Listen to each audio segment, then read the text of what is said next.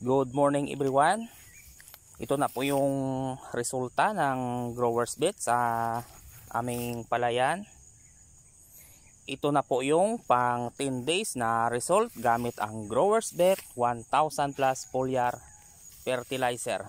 So ito po ay nag-follow up kami ng spray ngayon lang kasi nga yung mga tanangaw ay marami pong tanangaw na galing dito sa kabila.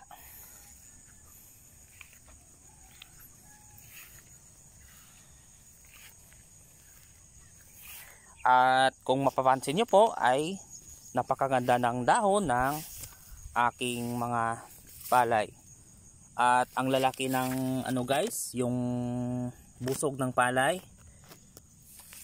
Makikita nyo po na napakaganda ng busog ng palay.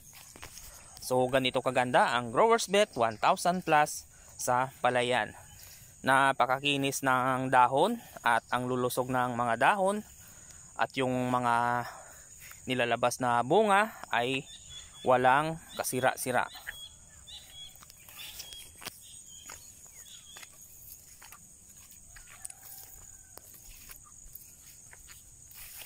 So makikita nyo talaga na napakaganda ng resulta ng growers bet sa palayan. So ngayong umaga ay katatapos lang namin mag-follow up ng spray kasi nga inani na yung katabi na palayan dito sa kabila, kaya yung mga tanangaw ay lumipat dito sa aking palayan.